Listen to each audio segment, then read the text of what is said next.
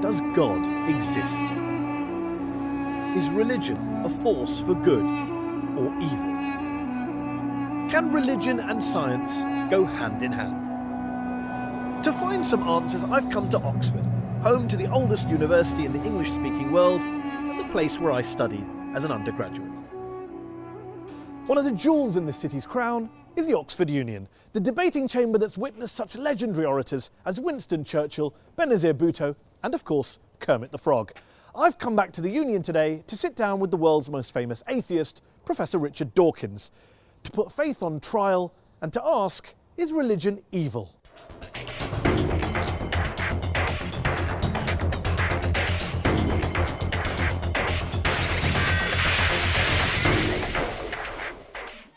Muslims riot in protest against a truly awful film demonising Islam. Dozens are killed. The Quran, if found guilty, can be burned. A Christian pastor in Florida tries to burn a copy of the Quran and ignites global pandemonium. Even Buddhists are at it, attacking the Muslim minority Rohingyas in Western Burma. And of course, the conflicts plaguing the modern Middle East are often blamed on ancient hatreds between the children of Abraham. Remember 9/11? Was this religiously inspired terrorism? Thousands died. Yet here's the thing. Societies without faith haven't fared much better. Communism banned all religions, as Joseph Stalin and Mao Zedong systematically slaughtered millions of their own countrymen. Is science any better? Since Galileo and Darwin, scientists have sought to stamp out ignorance and unravel the mysteries of the universe. But science has also poisoned the environment, unleashed killing on an industrial scale, and now threatens our entire planet. My guest today, however, stands firmly on the side of science and has provoked controversy with his attacks on religion. Ladies and gentlemen, Professor Richard Dawkins. One of the most prolific thinkers of his generation, he shot to fame in the 1970s with his research into genetics, and his book, The Selfish Gene, transformed evolutionary biology. His most famous work, The God Delusion, sold millions of copies and has been translated into more than 30 languages. Richard, thanks so much for joining us here on Al Jazeera. Before we go any further, I just want to check something. Are you an atheist? For all practical purposes, yes. Nobody can actually say for certain that anything doesn't exist. But I'm an atheist in the same way as I'm an a-leprechaunist and an a-fairyist and an a-pink unicornist. So you're not 100% sure God doesn't exist, but you're sure enough to make it practically... I'm as sure as you are sure that fairies and leprechauns don't exist. And do you see an equivalence between the idea of God and the idea of a fairy and a leprechaun? The evidence for both is equally poor. You say, in The God Delusion, one of my favourite sentences that jumps out of the page, that the God of the Old Testament is a petty, unjust, unforgiving control freak, a vindictive, bloodthirsty ethnic cleanser, a misogynistic, homophobic, racist, infanticidal, genocidal, filicidal, pestilential, megalomaniacal, sadomasochistic, capricious, malevolent bully. As a piece of rhetoric, superb. But do you really believe that? Congratulations on getting megalomaniacal right, by the way. Most people fumble on that. Yes, if you've actually read the Old Testament, I think you would have to agree. It's hideous. It's an the God of the Old Testament who is a monster. But also the God of the Quran, the New Testament, the Hindu scripture? Well, the God of the Quran, I don't know so much about. The God of the New Testament is widely advertised as being a bit more gentle. And certainly, on the whole, he is. There are things about the New Testament that I find, in a way, almost more objectionable than the Old Testament. But the sheer horror of the character, I said he was the most unpleasant character in all fiction, because I regard it as fiction, of course. And yes, he is. I mean, he's jealous, he's vindictive, he's callous, he's cruel. And yet this is a God that is worshipped by, loved by, adored by, followed by millions, billions of people. I hope not. I hope that the God that is adored by millions of people is a grown-up kind of God who is no longer... I hope that most people the kind of people I would like to know who worship and admire him regard those stories as not literally true. Now, there are some who do regard them as literally true, and I suspect they either haven't read the Old Testament or they're not the kind of people I would wish to know, because you do not want to worship a character like that. By all means, worship some kind of great spirit of the universe, some kind of creative intelligence who created the universe, but don't worship this vile, vindictive monster of the Old Testament. Why throw around these sweeping statements about religion? Not the God of the Old Testament, but religion itself being evil. I mean, do you believe religion is evil? No. But you say plenty of times in this book that religion is evil. You said in a speech famously that I think a case can be made that faith is one of the world's great evils, comparable to the smallpox virus, but harder to eradicate. I do think that, yes. Because what I'm talking about there is faith, where faith means belief in something without evidence. Because if you believe something without evidence, then that justifies anything. You're no longer vulnerable to somebody coming back at you and saying, hang on a minute, let me argue the case. If you believe it without evidence, which is what faith is, then you don't argue the case. You say, no, I'm not arguing that case. This is my faith. It's mine. It's private. I don't dissent from it. I don't retreat from it. You're just going to have to accept it. Now, that is evil. And yet you spend so much of your time debating people of faith. So clearly people of faith are interested in having discussions. They're not just all blind believers insisting on their way of... Well, nobody said anything about all of them. I mean, the vast majority of religious people are perfectly good, nice people, as you are. There's no suggestion I've ever made that all religious people are evil. Of course not. There is a logical progression that goes from believing in faith, having faith that your God tells you to do something, and doing terrible deeds like suicide bombing, like flying planes into skyscrapers. The vast majority of people of faith don't do such terrible things. But those people who do terrible things do it believing that they are righteous and good, and they think that they're doing the will of their God. So they're not evil people, they're actually good people by their own lights. They believe they're doing good things, and that's why religion is evil, because it can make you do evil things believing that they are good. Do you really believe that people who go out and carry out suicide bombings, it is faith? Religion is to blame, not geopolitics, not the world, not their lives, not what's going on around us. It's religion, plain and simple. Not always. It's not in the case of the Tamil Tigers, for example. But I think in a great majority of cases it is, and I think it certainly makes it a hell of a lot easier. The evidence is plain that in many Islamic suicide bombers, you talk to them, those who fail, you talk to them afterwards, they've got paradise on the brain. They're desperate to go to a martyr's heaven. And that's what they think about. Professor Robert Pape of the University of Chicago studied every known case of suicide terrorism, 315 cases. And he came to the conclusion that there's, quote, little connection between suicide terrorism and Islamic fundamentalism or any of the world's religions. The taproot of suicide terrorism, he says, is nationalism. It's about land, it's about power, it's about politics. It's not about faith. Faith is just a cover. What do you know that he doesn't know? Well, I've seen other evidence. There are different people say different things. I've seen plenty of testimonies of suicide bombers who have said precisely that they do it because they want a martyr's paradise. Do you include the 7/7 bombers in that case as well? Yes, I believe so. Have you watched their suicide videos? I'm not sure that I have, no. They talk about Afghanistan, they talk about Iraq, they talk about crusades, they talk about war between the West and the Muslim world, they talk about invading armies. I mean, there's a lot of real world stuff in there. I'm not saying, of course not, that faith doesn't play a role, but I'm just interested in this idea that you think faith is the issue. You said in a very famous column you wrote 4 days after 9/11 that this came from religion. There are enormously good reasons for people to take political action, and this we see in Northern Ireland, we see it in Afghanistan, we see it in Sri Lanka, where the Tamil Tigers operated.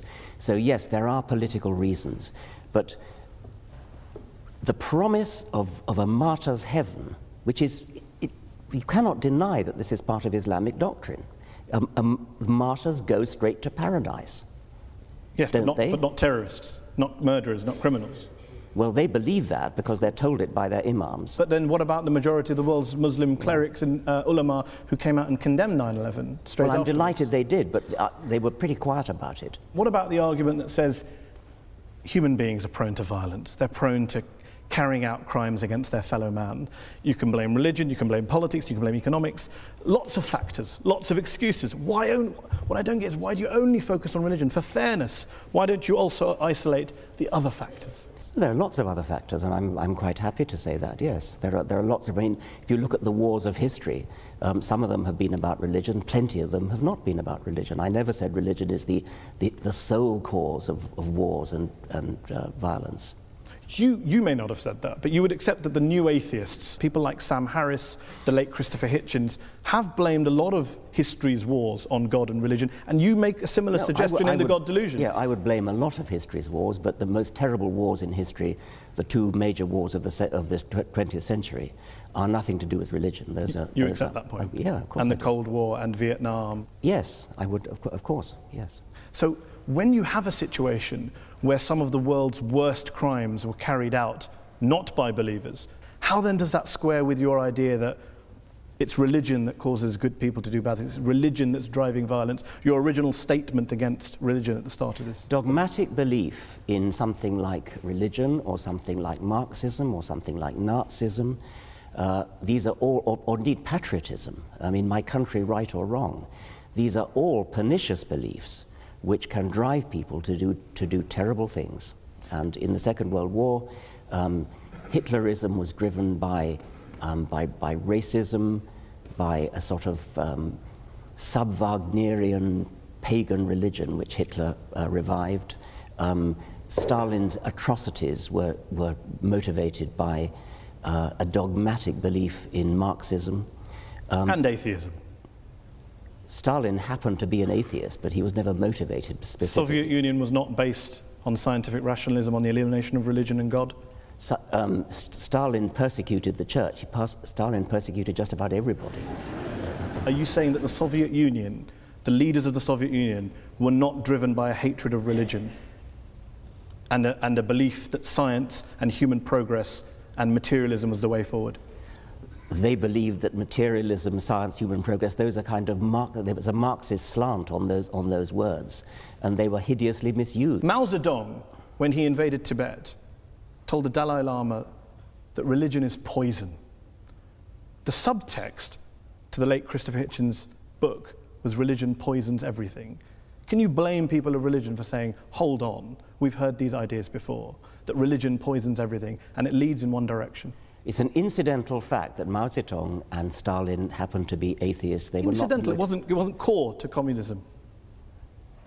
I think it was not core to communism, no. So when Karl Marx was talking about religion being the opiate of the masses, that was just a throwaway line? Yeah, I mean, that was an out of context statement. I mean, what on earth do you think that's got to do with atheism? I don't know. Let me put a statement in context to you. Albania, one of the world's worst dictatorships, tyrannies that we've seen in the last 100 years. Article 37 of Albania's communist constitution declared, quote, "The state recognizes no religion and supports atheistic propaganda in order to implant a scientific, materialistic world outlook in people." What do you think you're saying? I mean, that's an appalling thing to say. Of course it is. Why is that an appalling thing to say? What do you disagree with in that statement? Why would I want to support atheistic propaganda? I support science and truth. But you don't support spreading atheism. I support spreading science and truth. If that happens to be atheism, I support it. I'm not going to start bullying people into being atheist. I'm not going to start trying to compel people to be atheists. That was what the Albanians were doing. It's nothing to do with what I want to do. Of course, but you'd like to persuade them not to be believers and become atheists. I'd like to raise consciousness in a gentle, civilized way, using argument, rational argument, from evidence. In your book, you cite lots of evidence for the bad things religion's done. What I wonder is, if you were being fair, wouldn't you have also included some of the good things that religion's done? My passion is for scientific truth. I don't much care about what's good and evil, actually. I care about what's true. I mean, do you actually believe in your Muslim faith? Do you believe that Muhammad split the moon in two? Do you believe that Muhammad flew to heaven on a winged horse, for example? I pay you the compliment of assuming that you don't. No, I do. I believe in miracles. You believe that? Yes. You believe that Muhammad went to heaven on a winged horse? Yes, I believe in God. I believe in miracles. I believe in revelation. I mean, the point here is that let's assume I'm wrong, Richard. I'm wrong. Let's. Let's assume I'm wrong. I'm wrong. I'm happy to concede that, Richard. I'm happy to concede it.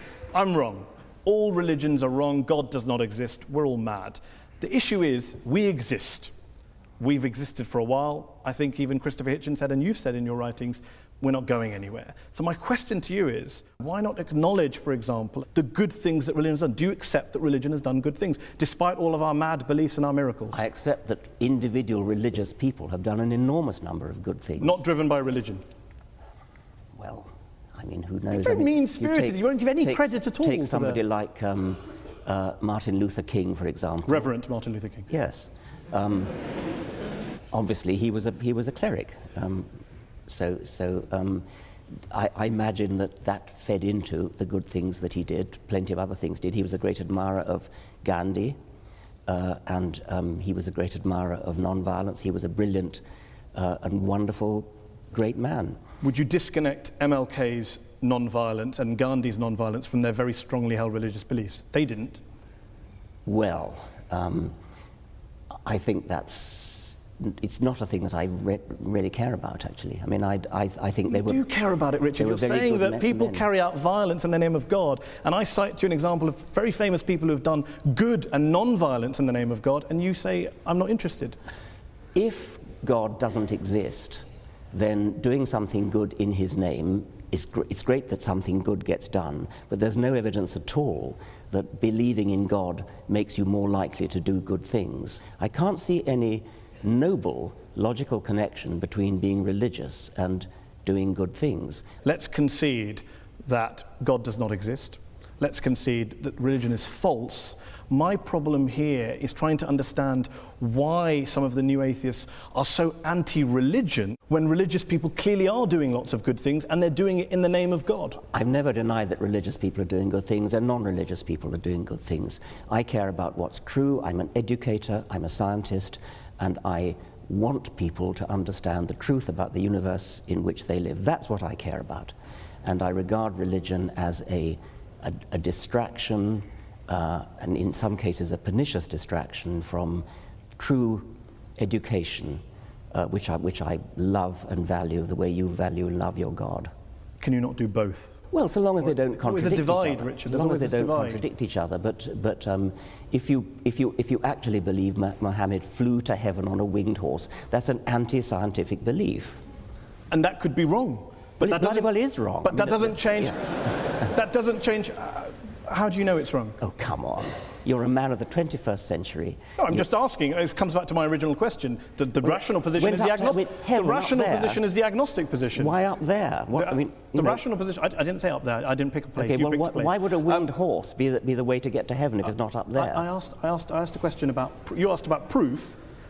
I'm all for saying I can't prove it, but can you prove he didn't do it? I mean, this is the end-all debate. Can I prove he didn't fly to heaven on a winged horse? I'm just asking on your criteria.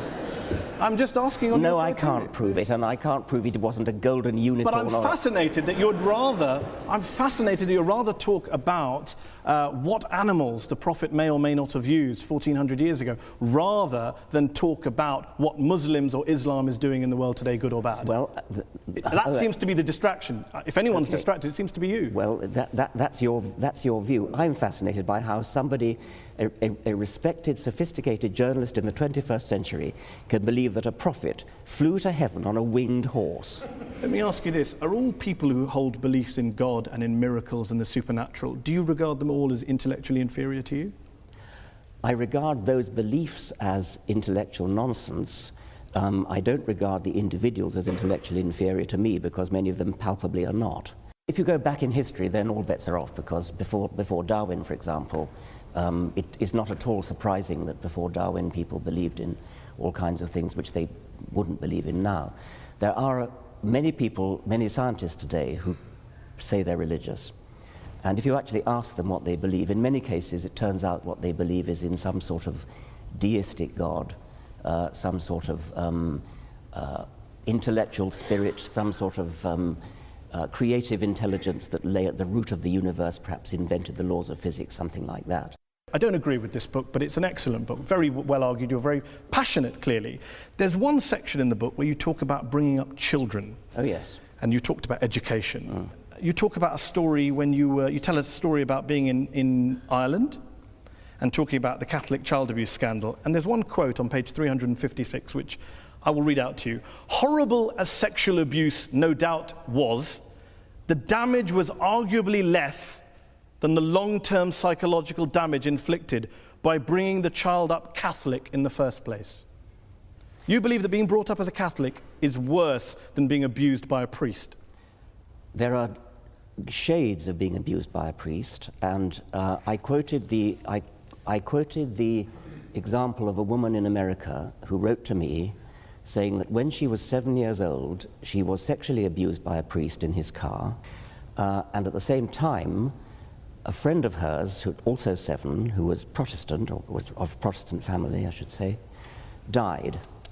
And she was told that because her friend was Protestant, she had gone to hell and would be roasting in hell forever. And she told me that of those 2 abuses, she got over the physical abuse. It was yucky, but she got over it. But the mental abuse of being told about hell, she took years to get over. And With respect, Richard, you're an empiricist, you're a rationalist. One letter from one woman in America isn't really the basis to extrapolate and make such a sweeping conclusion. That is, of course, true. And I'm not basing it on that. It seems to me that telling children such that they really, really believe that people who sin are going to go to hell and roast forever, that your skin grows again when it peels off with burning. It seems to me to be intuitively entirely reasonable that that is a worse form of child abuse, that will give more nightmares, that will give more genuine distress, because they really believe it. If they don't believe it, it's not a problem, of course. You also say... Let me just... I mean, I've been put on the spot about this health fire thing. We haven't really been put on the spot. In what sense have you been put on the spot? Well, I sense that you think it's somehow obvious that having a priest, if you're a small girl, having a priest put his hand... I would be very interested in asking the audience whether being told about heaven and hell as a child, being brought up as Catholic, is worse than being abused by a priest. Okay. Let's have a show of hands. Okay. Is it worse to be abused by a priest? And if you believe it's worse for a priest to abuse a child than to bring up your child Catholic, raise your hands. Are they both as bad as each other? Raise your hands. So we have a 3-way split in the audience. Let's finish this section with one last related subject on this question, a personal question from me. You talk about how to teach children that there is one God, or that God created the world in 6 days, that is child abuse. To even teach your children religion is child abuse. So, I have a daughter. I teach her about Islam and the horse. Am I guilty of child abuse? Do you teach her the world was created in 6 days? No, because Islam doesn't teach that, Richard. I'm delighted to hear that. I ask again, am I guilty of child abuse for teaching my child stories from the Quran? No, yes you or are no? Not. No. Good to know. Yeah. We are going to talk more about science, and we're going to go back to the audience to ask some questions to Professor Dawkins in part 2. We'll be back after the break.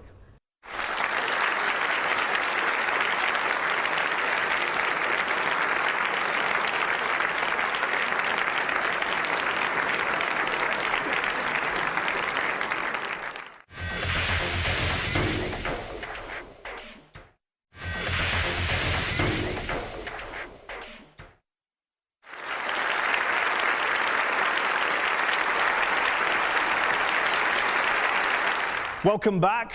We're talking about religion and its impact on the world. Good, bad, evil. We're joined here by our guest, evolutionary biologist, Professor Richard Dawkins. Richard, science is your great passion. And you're a great believer in science. You're an evangelist for science, a promoter and defender of science. But what would you say to those people who say there are some quite important questions, genuine questions, that science cannot answer? Why are we here? What's the meaning of life? Where does morality come from? And that if religion wants to have a crack at answering those, what's science's objection? I'm not sure I'd accept that science can't answer those particular questions. I think there are other questions science probably shouldn't try to answer, like what is right and what is wrong. Those are questions that are not the immediate concern of science. But what's the meaning of life? Why is there anything? How did it all start? Those seem to me to be scientific questions, or potentially scientific questions.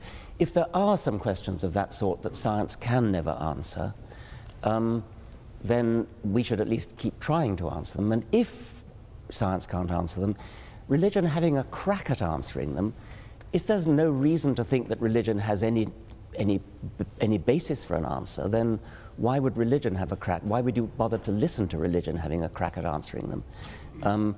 I mean, one thing I would say is there may be questions that science can't answer, like the origin of everything. But if science can't answer them, then religion certainly can't, and nothing else can either.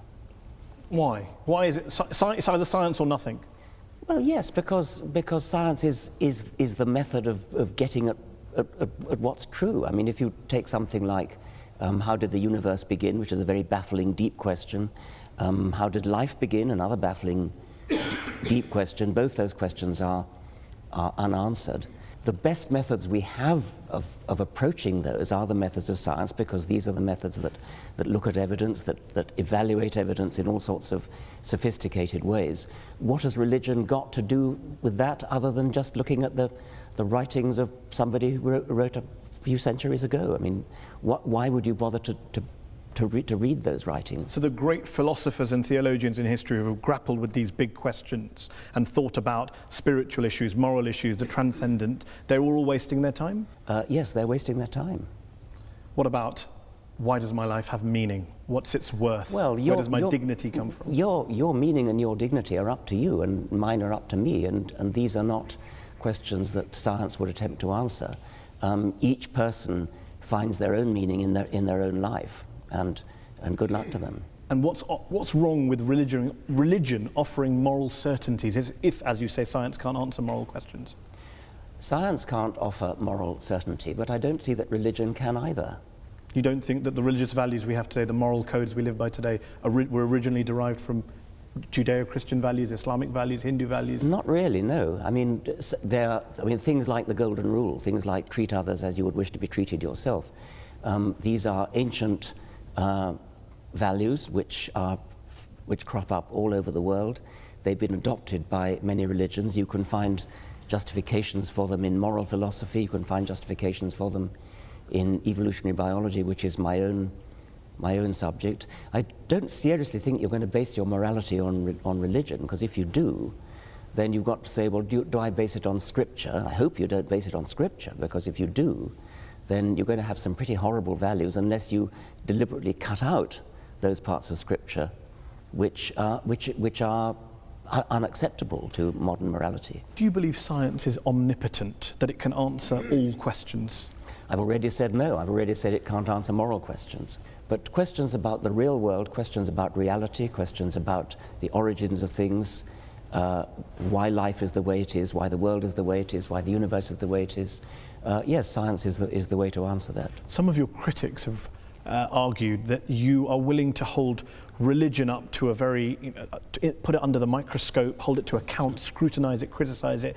You don't do the same to science or scientists or some of the bad things that have come out of science.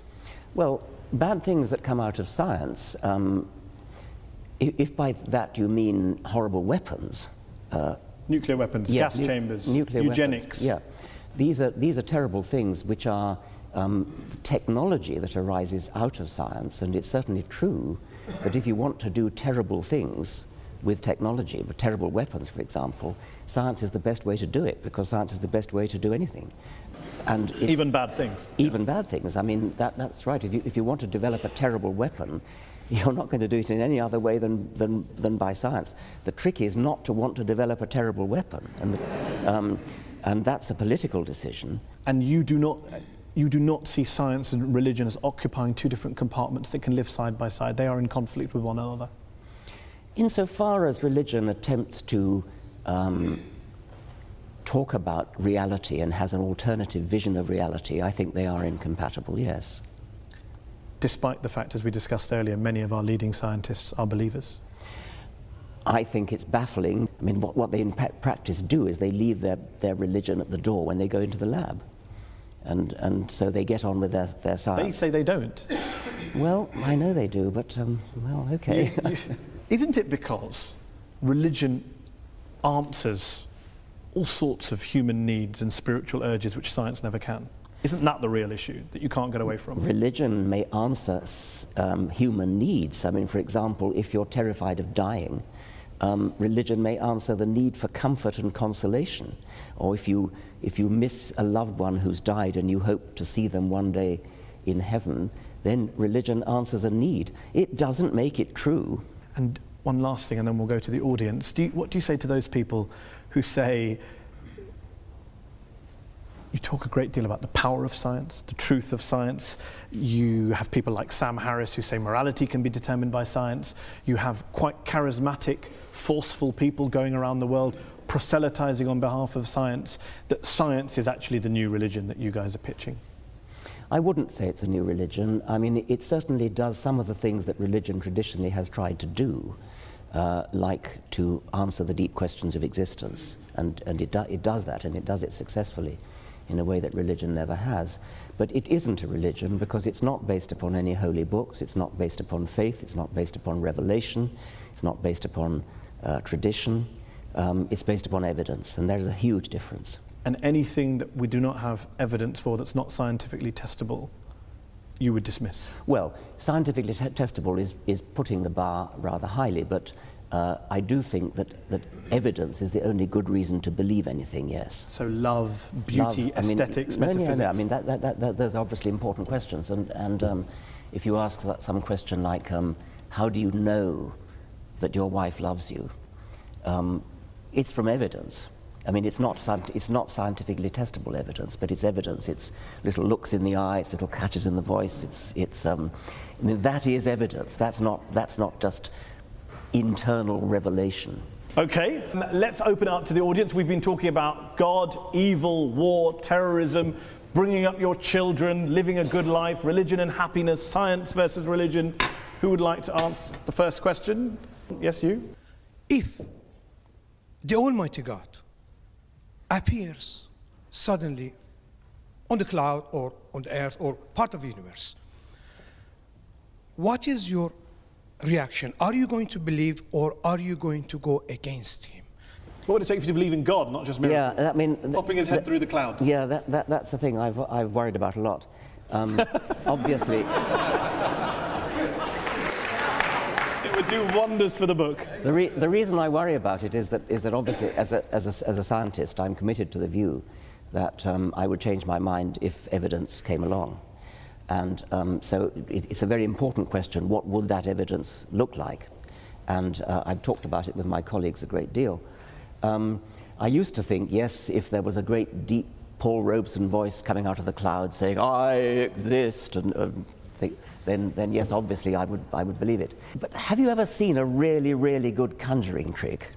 There are things that I've seen done that it seems to me to be, God, that's got to be a miracle. And yet you know it's not.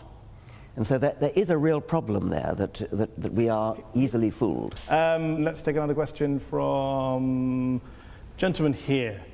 Very interesting guy. I was extremely amused when you described faith as sort of brooking no argument. This university, of course, began with the study of theology. Most of the people here would have been studying theology at the beginning of the university, and indeed the way in which it was taught was not professorial. You didn't have lectures mostly you had discussions, debates. People didn't write monographs, they collected discussions, notes of discussions. People disagreed about their faith absolutely.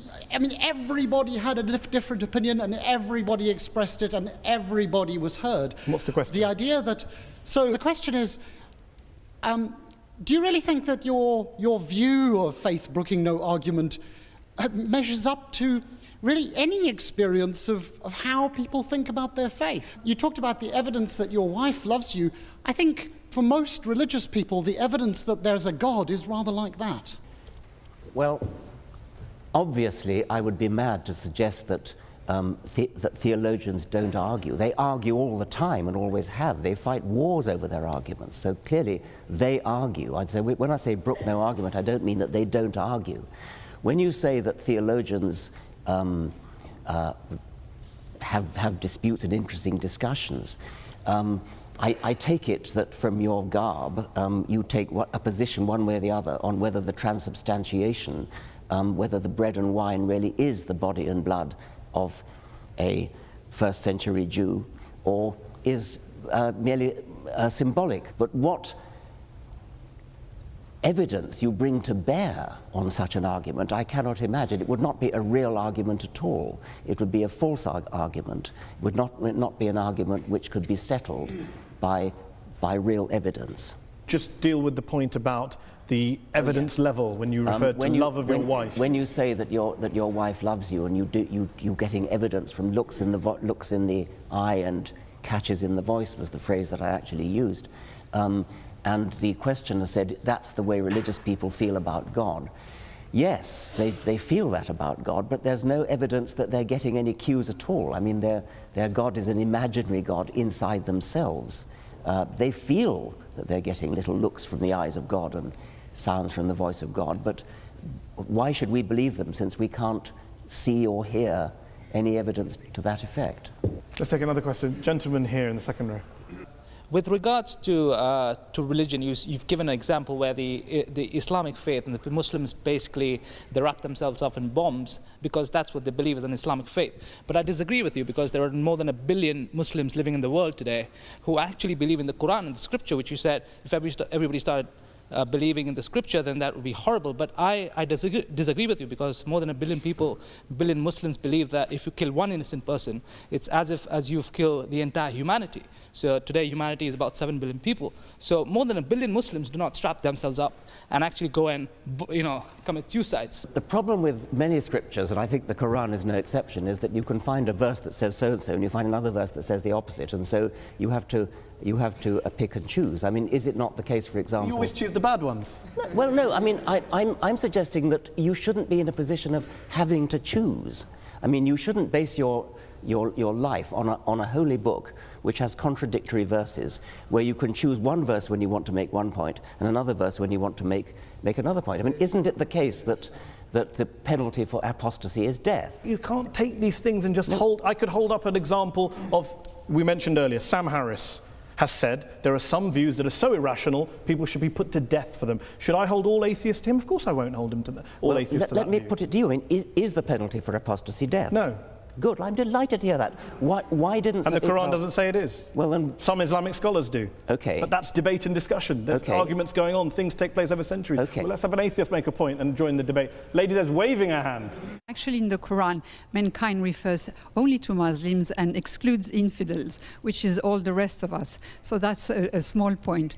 But really, my question to Professor Dawkins is, how does he feel about the encroachment of all religions, extremists, evangelists, Christians, and a lot of Muslims into the politics and everyday life? And how does he feel about a religion trying to influence politics and public, How do you feel about religion influencing politics and public life? People should be free to speak their minds. I mean, I'm a great believer in free speech, and so members of parliament should speak their minds, and if their minds are influenced by their religion, then that's fine.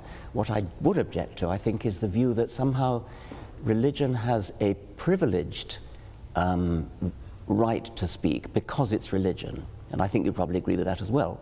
If you stand up in Parliament and make an excellent speech in favour of something which religion has a view on, like abortion, say, if you make your points well and win the vote by making your points well, that's fine. But what you shouldn't be allowed to get away with is saying, because it's religion, therefore, this is what we should do. Lady there in the headscarf. As a social scientist, the model of the rational actor is somewhat discredited. We don't look at all actors at all times as acting rationally. In fact, we assume that they don't. But that was the prelude to my question. My question was really, would you accept that it's not so much religion that causes conflict, but sincere commitment to some belief that you think is morally important? And in that sense, do we get rid of morality? Well, I think I partly said that when I said that in the great wars of the 20th century, these were driven by non-religious motivations, but they were driven by my country right or wrong kind of patriotism. That's a little bit different from morality we're talking about, but at least it's not religious. I was interested in what you said in your preamble when you said that I take it you're a social scientist, and you're no doubt right to suggest that since social scientists are studying the human animal, you notice that people actually don't behave rationally. Well, unfortunately, that's true. But that doesn't mean we shouldn't behave rationally just because people don't. Let's take a question from an atheist or an agnostic. Gentleman there in the black jacket there, 3 rows down in the middle. I think when I read your book, which I thought also was excellent, it became very apparent to me that evolution, nature, has given the human species some very, very powerful survival instincts. We're aggressive, men want to spread their genes, we want to gather as much resources together as we can to help our genes continue and survive. And as a result of that, there's been a lot of very, very dark episodes in our history. The Roman Empire, which was terribly oppressive, hedonistic, the Vikings who stole, raped, pillaged, the Persians, so on and so forth. Do you not think that it was actually the ideas of religion that took the human race, the human species, from beyond these base survival instincts and started to give them a new paradigm for thinking, which was not necessarily in the interests of the instincts that they have for survival? It's perfectly true that a sort of selfish gene view of life, which is what I've mostly written about, is a very unpleasant view of life. And if you followed the creed of the selfish gene literally and actually lived your life according to it, it would be a very unpleasant world in which to live. It would be a sort of Thatcherite work. I mean, I've often said that while I'm a passionate Darwinian when it comes to explaining the way life is, I'm a passionate anti-Darwinian when it comes to organizing our lives. Would the world be a better place if religion disappeared tomorrow? Yes. Despite all the good things we discussed that you recognise.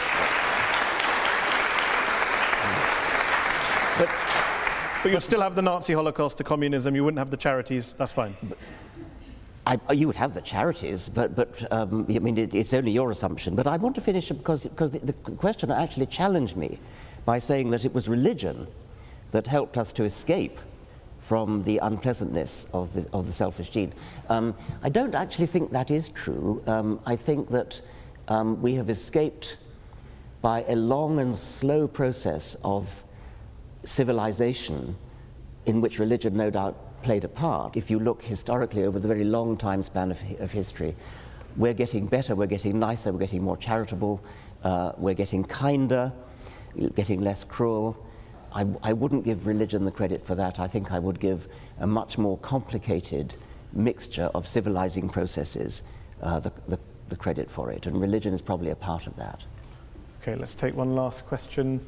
Gentleman there in the blue jumper. We're going to have to make this the last question. Professor Dawkins, as an atheist, is it not the case that you either believe in the universe just popping into existence without a cause, which is worse than hocus pocus, or in this thing called the multiverse, which has as much independent empirical evidence as Hades controlling the underworld?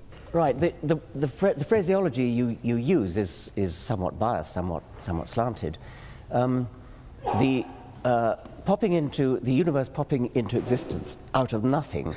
The multiverse theory is used in this context to explain the fact that some physicists believe that the physical constants are too finely adjusted. It's as though it's a put-up job. It looks as though the physical constants are so finely adjusted that if you change any one of them, then the universe would collapse. And I started to say that. Yes.